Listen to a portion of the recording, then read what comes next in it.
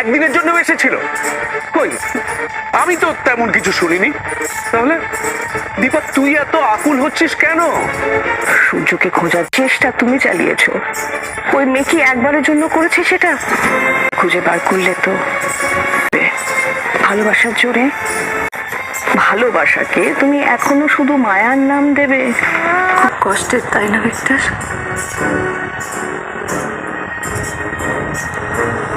তুমি ভেবে দেখো তো তুমি কি চাও, তুমি সুস্থ জীবন চাও কিনা। যদি চাও তাহলে সেটা তুমি এখনো পেতে পারো। কি চাইতে হবে ভিক্টর?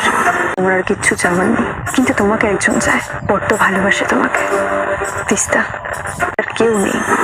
আমি দাদাই আর বৌদিদিকে খুব কষ্ট পেতে দেখেছি। তুমি দেখো, সেই কষ্টের আজও আমি তোমার উপর পড়তে দেব না। আমরা ভালো থাকবো। ঠিক সময় হয়, ঠাকুর যদি তার ইঙ্গিত দিয়ে থাকেন, তাহলে তুমি আর না করো না দীপা।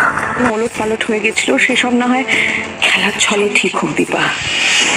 বউ হবে গো, বউ হও না গো, একটু বউ হও। আমি আপনার বউ হব না। না, তুমি বউ হবে। তো ভাইকে পুরো প্রপোজ করছে। বউ হবে, তুমি বউ হবে।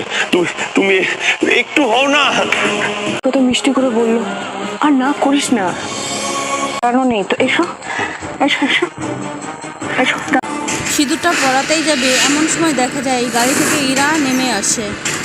তবে কি সূর্য দীপাকে সিঁদুরটা নিজের হাতে পরাতে পারবে না? আরাম করছি দিদি, প্লিজ কেন এরকম করছিস তুই?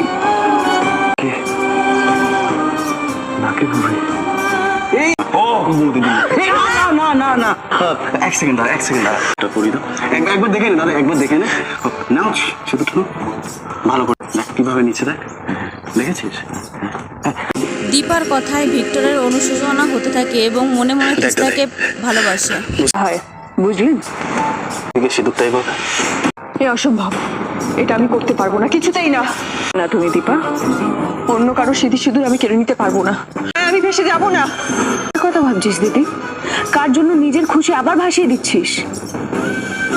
আসেনি মানে এই নয় ও কোনোদিন আসবে না। ফেরত চাই তখন, ডেকে বলে তখন, তখন কি হবে? নিজে হাতে সিঁদুরটা পরাতে পারল না দীপাকে সূর্য। এরই মধ্যে হাজির হলো ইরা।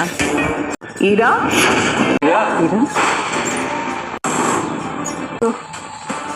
সূর্য সেনগুপ্ত, আমার হাজবেন্ড। আছি স্যার, এখনো বেঁচে আছি আমি। আর আপনি কি না অন্য কাউকে সিঁদুর পরিয়ে দিচ্ছেন?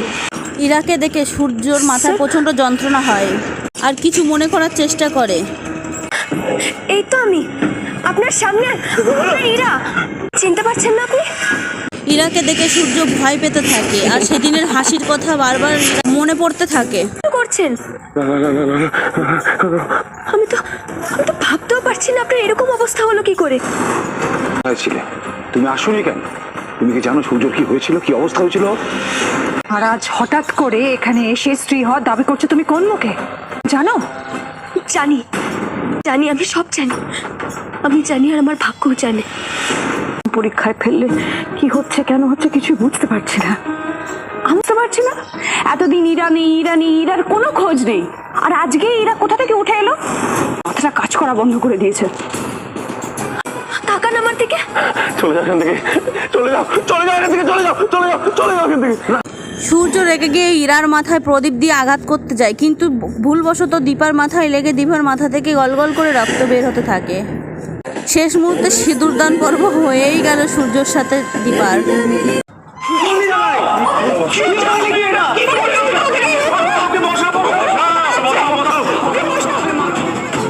তোকে বরফ দিতে হবে, গোল গোল করে আমাকে ছেড়ে দাও, আমাকে যেতে কাকাই যেটা বলছে না, চলে যাবো, চলে যাবো, ঠিক আছে ঠিক আছে ঠিক আছে, চলে যাবো না, আমি ওদের নিয়ে যাবো, আমি নিয়ে যাবো, আমি নিয়ে যাচ্ছি, চলুন না। আমি চলুন, আমি নিয়ে যাচ্ছি। আপনাকে কারোর সাথে যেতে হবে না, যেতে হবে না। আপনি ভয় পাচ্ছ কেন? রূপারা তো ছোট, রূপারা তো ভয় পাচ্ছে না। আপনি এরকম কেন করছেন? আমি আপনার ওয়াইফ স্যার। আমাকে যেতে দাও, উনি আমার হাজবেন্ড।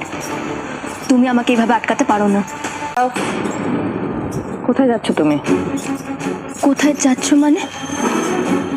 উনি আমার হাজবেন্ড, আমি ওনার নামে সিঁদুর পরেছি। ওনার আমাকে সব থেকে বেশি প্রয়োজন, আমি ওনার কাছে যাব না তো আর কোথায় যাব বলুন? যাবে।